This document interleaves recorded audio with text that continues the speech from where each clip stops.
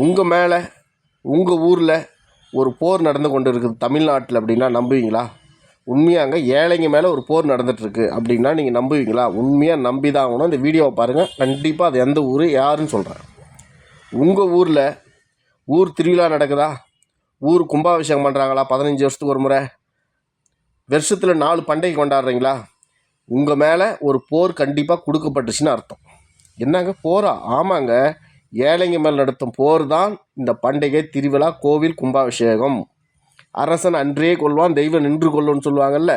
அரசன் அப்போவே நம்மளுக்கு ஆப்போசிட்டான். ஊர் திருவிழா நடத்தி உன் வீட்டில் இருக்கிற காசெல்லாம் காலி பண்ணணுன்னு அன்றே அரசன் நினச்சிட்டான். பொதுமக்கள் ஆண்டியாவே இருக்கணும், அரசன் மாதிரி வாழக்கூடாது, வாழ்ந்தால் நம்மளை கேள்வி கேட்பாங்கன்னு அன்றைக்கிற அரசனே வச்சுட்டான் போலக்குது. அதனால தான் ஊர் திருவிழான்னு ஒன்று வச்சான். அதனால் நீங்கள் சொந்தக்காரை கூப்பிடுங்க, எதிர் வீட்டுக்காரை கூப்பிட்டு எல்லா ஊரில் இருக்கிற சொந்தக்காரெல்லாம் கூப்பிட்டு உட்கார வச்சு சோறு போட்டு ஆடு வெட்டு கடா வெட்டுன்னு சொல்லி உங்களுடைய 6 மாதத்துடைய வருமானம் காலி ஆகிடும். அடுத்தது சில பண்டிகையில் காலி ஆகிடும். அடுத்தது சேமிப்புக்கு நீங்கள் என்ன பண்ணுவீங்க? ஓடணும், உழைக்கணும்.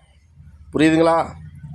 இந்த ஊர் திருவிழான்றது ஏழைங்க மேலே நடத்தும் போர். இந்த போரை தயவுசெய்து இதில் எப்படி பாருங்கள், என்ன பண்ணுவான்? பணக்காரன் இருப்பான், ஏழை இருப்பான்.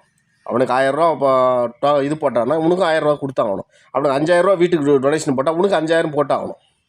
ஒரு கடைக்காரன் செருப்பு கடைக்காரன் இருப்பான், வளையல் கடைக்காரன் இருப்பான், நகை கடைக்காரன் இருப்பான், அப்படி எல்லாருமே இருப்பாங்க. அவனுக்கு என்ன போடுறானோ இவனுக்கும் அதுதான் போட்டுக்குவாங்க. புரியுதுங்களா உங்களுக்கு? இது ஏழைங்க மேலே நடத்தும் ஒரு போர் தான்.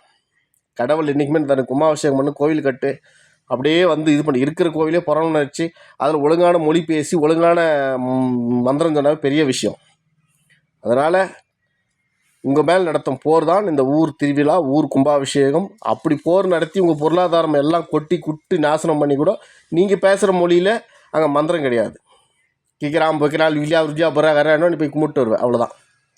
முடிஞ்சு போச்சா? இதுதான் சொல்கிறேன். உங்கள் மேலே ஒரு பெரிய போர் நடந்துருக்குது. முடிஞ்சால் குரல் கொடுங்க. இருக்கிறவங்க காசு கொடுங்க, இல்லாதவங்க எங்ககிட்ட காசு இல்லை, திருவிழாவை நான் புறக்கணிக்கிறேன், குரல் கொடுங்க. முடிஞ்ச அளவுக்கு ஒரு திருவிழாவுக்கு மினிமம் நீங்கள் 30,000 50,000 வரைக்கும் சேமிச்சிங்கன்னா கணக்கு பண்ணுங்கள், நீங்கள் பணக்கார ஆகிடுவீங்க. உண்மைதான்.